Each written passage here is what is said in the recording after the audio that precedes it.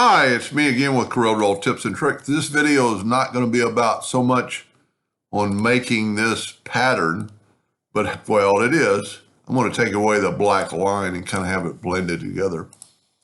Not so much this pattern, but to get him to duplicate them equally through this.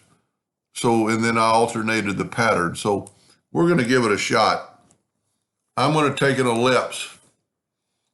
Doesn't really matter what size. I'm going to make it 15 inches. I'm going to Control D and make a duplicate, and I'm going to make the new one 12.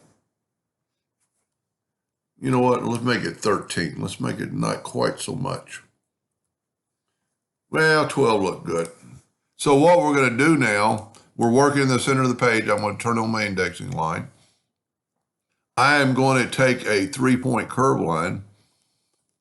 And I'm actually going to start from outside the two lines because I don't want to leak. So now I'm going to Control D and make a duplicate, click on the X and move that to there.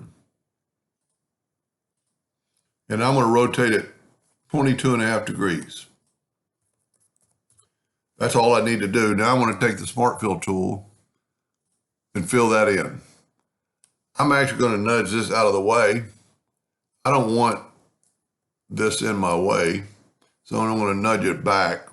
Then I'm going to use the Smart Fill tool or the Interactive Fill tool, and maybe I don't have enough curve to my design here, but we're going to leave it like that. Now I'm going to Control D and make a duplicate.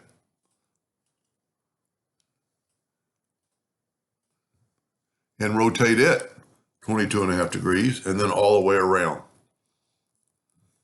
Now we should have a 13-inch circle in the center. So we can take our Smart Fill tool now and just double check it and nudge it out of the way.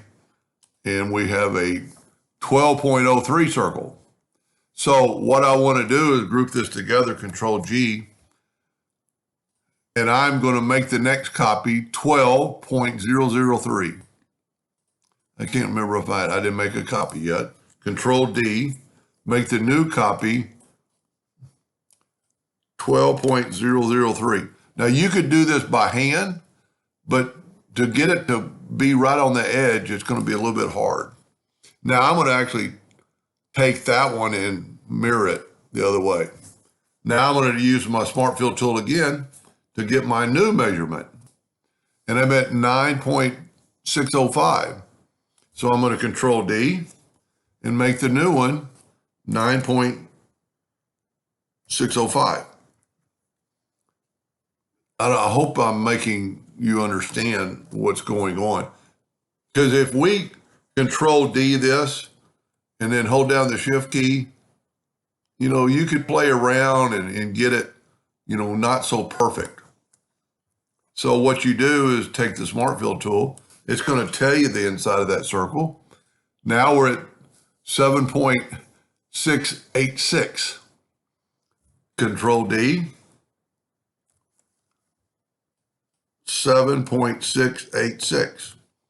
And then mirror that one. And you could keep going with that as many times as you want it.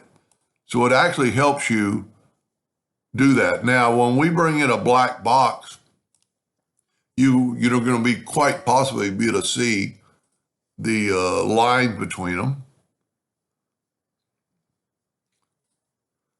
Not really. I mean, if you zoom in here, you can't really see a line.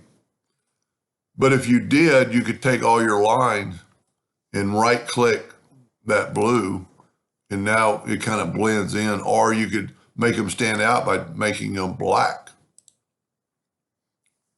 That's just personal preference. Anyway, hope that made a little bit of sense, and thank you for watching.